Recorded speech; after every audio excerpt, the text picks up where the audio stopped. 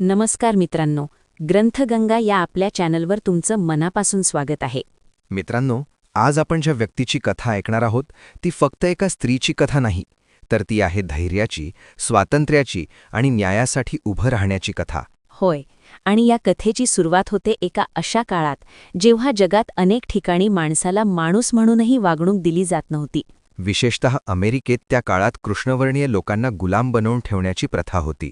आणि अशाच गुलामगिरीत जन्माला आली एक छोटी मुलगी, जी पुढे जाऊन संपूर्ण जगासाठी प्रेरणा बनली. ही कथा आहे सोजर्नर ट्रूथ यांची. सोजर्नर ट्रूथ यांचा जन्म 1797च्या सुमारास अमेरिकेतील न्यूयॉर्क राज्यात झाला. पण त्यावेळी त्यांचं नाव सोजर्नर ट्रूथ नव्हतं. बरोबर, त्यांचं मूळ नाव होतं इजाबेला बॉम्फ्री. त्यांचे आईवडीलही गुलामच होते. त्यांच्या आईचं नाव एलिझाबेथ आणि वडिलांचं नाव जेम्स बॉम्फ्री. मित्रांनो, त्या काळात गुलामगिरी म्हणजे काय असायचं माहितीये का? गुलाम म्हणजे एखादी वस्तू ज्याला विकता येतं, खरेदी करता येतं आणि ज्याच्यावर अत्याचारही करता येतात. आणि हीच परिस्थिती लहान इजाबेलाने लहानपणापासून पाहिली. इजाबेला फक्त 9 वर्षांची होती. आणि त्याचवेळी तिच्या आयुष्यात एक मोठा धक्का बसला. तिला तिच्या आईवडिलांपासून वेगळं करून विकण्यात आलं. ज्याने तिला विकत घेतलं त्याचं नाव होतं जॉन नीली. तो अत्यंत क्रूर स्वभावाचा माणूस होता. इजाबेला डच भाषा बोलत होती, पण तिचा मालक इंग्रजी बोलत होता. त्यामुळे तिला त्याचं म्हणणं समजत नसे. आणि फक्त न समजल्यामुळे तिला शिक्षा दिली जायची, तिला मारहाण केली जायची. कल्पना करा मित्रांनो, एक छोटी मुलगी जिला काय सांगितलं जाते तेही समजत नाही आणि त्यासाठी तिला शिक्षा दिली जाते. पण तिचं आयुष्य इथेच थांबलं नाही. पुढे अजून खूप कठीण प्रसंग तिच्या आयुष्यात आले. इजाबेलाला अनेक वेळा विकण्यात आलं, एका मालकाकडून दुसऱ्याकडे, पुन्हा दुसऱ्याकडे. प्रत्येक वेळेस तिचं आयुष्य बदलायचं. नवीन घर, नवीन काम आणि अनेकदा नवीन अत्याचार. पण या सगळ्या दुःखातही तिच्या मनात एक स्वप्न जिवंत होतं. स्वातंत्र्याचं स्वप्न. कालांतराने इजाबेला तरुण झाली. त्या काळात गुलामांनाही भावना होत्या, त्यांनाही प्रेम व्हायचं. इजाबेलालाही एका गुलामावर प्रेम झालं. त्याचं नाव होतं रॉबर्ट. पण रॉबर्ट दुसऱ्या मालकाचा गुलाम होता. त्या काळात वेगवेगळ्या मालकांचे गुलाम लग्न करू शकत नव्हते. म्हणून त्यांच्या प्रेमाला परवानगी नव्हती. एक दिवस रॉबर्ट तिला भेटायला आला. पण त्याच्या मालकाला हे कळलं. आणि त्याने रॉबर्टला इतकं मारलं की काही दिवसांतच त्याचा मृत्यू झाला. ही घटना इजाबेलासाठी अत्यंत वेदनादायक होती. यानंतर तिचं लग्न एका गुलामाशी लावण्यात आलं. त्याचं नाव होतं थॉमस. त्यांना काही मुलं झाली. पण गुलामगिरीत कुटुंबही सुरक्षित नव्हतं. मालकाला कधीही मुलांना वेगळं विकण्याचा अधिकार होता. आणि एक दिवस तेच घडलं. तिच्या मुलांपैकी एकाला विकण्यात आलं. आईसाठी यापेक्षा मोठं दुःख काय असू शकतं? पण मित्रांनो, इजाबेला हार मानणाऱ्यांपैकी नव्हती. 1817च्या सुमारास न्यूयॉर्कमध्ये एक कायदा करण्यात आला, ज्यामध्ये गुलामगिरी हळूहळू संपवण्याची घोषणा करण्यात आली. इजाबेलाला आशा वाटली की आता तिला स्वातंत्र्य मिळेल. पण तिच्या मालकाने दिलेलं वचन पाळलं नाही. आणि तेव्हा इजाबेलाने एक धाडसी निर्णय घेतला. ती पळून जाणार होती. एका रात्री ती तिच्या लहान मुलीसह पळून गेली. भीती होती, धोका होता. पण स्वातंत्र्याची इच्छा त्यापेक्षा मोठी होती. यानंतर तिला एका चांगल्या कुटुंबाने आश्रय दिला. त्या कुटुंबाचं नाव होतं व्हॅन वेगेनन. त्यांनी तिची मदत केली आणि काही पैशांमध्ये तिचं स्वातंत्र्य विकत घेतलं. पण अजून एक मोठी लढाई बाकी होती. तिचा मुलगा अजूनही गुलामगिरीत होता. तो बेकायदेशीरपणे दुसऱ्या राज्यात विकला गेला होता. तेव्हा इजाबेलाने न्यायालयात केस दाखल केली. आणि आश्चर्य म्हणजे ती केस जिंकली. इतिहासात पहिल्यांदाच एका कृष्णवर्णीय स्त्रीने गोऱ्या माणसाविरुद्ध केस जिंकली. या सगळ्या घटनांनंतर तिच्या आयुष्यात एक मोठा बदल झाला. तिला वाटू लागलं की देवाने तिला एक काम दिलंय, लोकांना सत्य सांगण्याचं आणि अन्यायाविरुद्ध आवाज उठवण्याचं. आणि म्हणूनच 1843मध्ये तिने तिचं जुनं नाव सोडलं. आणि एक नवीन नाव स्वीकारलं, सोजर्नर ट्रूथ. सोजर्नर म्हणजे प्रवासी आणि ट्रूथ म्हणजे सत्य. तिचा विश्वास होता की ती आयुष्यभर प्रवास करून लोकांना सत्य सांगणार आहे. आणि खरंच पुढे तिच्या आयुष्यात अशी एक घटना घडली ज्यामुळे तिचं नाव इतिहासात कायमचं कोरलं गेलं. 1851मध्ये तिने दिलेलं एक भाषण संपूर्ण जगात प्रसिद्ध झालं.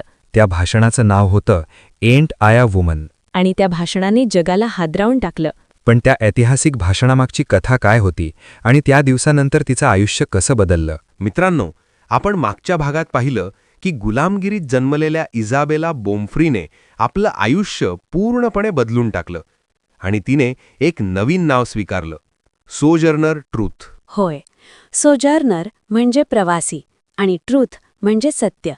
म्हणजेच सत्याचा संदेश घेऊन जगभर फिरणारी प्रवासी. हे नाव घेतल्यानंतर तिचं आयुष्य एका नवीन दिशेने वळलं. ती अमेरिकेत वेगवेगळ्या ठिकाणी जाऊ लागली. लोकांसमोर बोलू लागली, गुलामगिरी विरोधात आवाज उठवू लागली. पण मित्रांनो, त्या काळात एका कृष्णवर्णीय स्त्रीने लोकांसमोर उभं राहून भाषण देणं ही खूप मोठी गोष्ट होती. अनेक लोक तिची टिंगल करायचे, काही लोक तिच्यावर हसायचे, काही जण तिच्या विरोधातही उभे राहत. पण सोजर्नर ट्रूथ यांना त्याची पर्वा नव्हती. कारण त्यांना माहिती होतं त्या जे बोलत आहेत ते सत्य आहे. 1851 साल अमेरिकेतील ओहायो राज्यात स्त्रियांच्या अधिकारांवर एक मोठी परिषद आयोजित करण्यात आली. त्या परिषदेत अनेक लोक भाषण देत होते.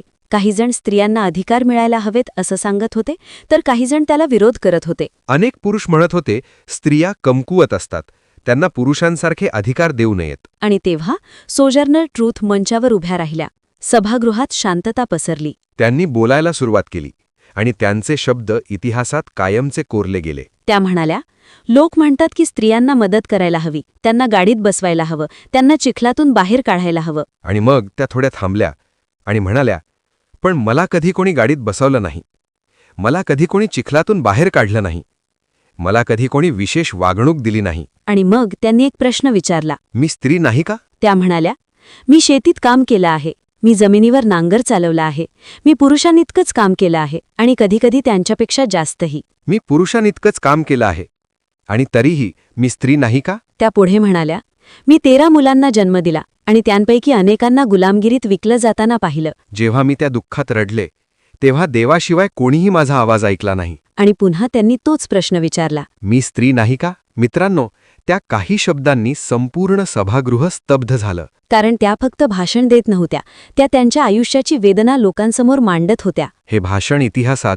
एंट आय अ वुमन या नावाने प्रसिद्ध झालं. आणि त्या दिवसानंतर सोजर्नर ट्रूथ यांचा आवाज संपूर्ण अमेरिकेत पोहोचला. काळ पुढे सरकत होता आणि अमेरिकेत गुलामगिरी विरोधातील संघर्षही वाढत होता. 1861 मध्ये अमेरिकेत एक मोठं युद्ध सुरू झालं, यादवी युद्ध. या युद्धाचा एक मोठं कारण होतं गुलामगिरीचा प्रश्न. या काळात सोजर्नर ट्रूथ यांनी सैनिकांसाठी काम केलं, जखमी सैनिकांची सेवा केली आणि कृष्णवर्णीय लोकांना सैन्यात सामील होण्यासाठी प्रेरित केलं. या काळात त्यांची भेट अमेरिकेचे राष्ट्राध्यक्ष एब्राहम लिंकन यांच्याशीही झाली. 1864 मध्ये त्या व्हाईट हाऊसमध्ये गेल्या आणि लिंकन यांना भेटल्या. ही भेट खूप महत्वाची होती. कारण त्या काळात एका कृष्णवर्णीय स्त्री राष्ट्राध्यक्षांना भेटणं ही मोठी गोष्ट होती. युद्ध संपल्यानंतरही सोजर्नर ट्रूथ शांत बसल्या नाहीत. त्या अजूनही देशभर फिरत होत्या, भाषणं देत होत्या आणि लोकांना समानतेचा संदेश देत होत्या. त्यांनी कृष्णवर्णीय लोकांसाठी जमीन मिळावी यासाठीही प्रयत्न केले. त्यांना विश्वास होता की खऱ्या अर्थाने स्वातंत्र्य मिळण्यासाठी आर्थिक स्वावलंबनही आवश्यक आहे.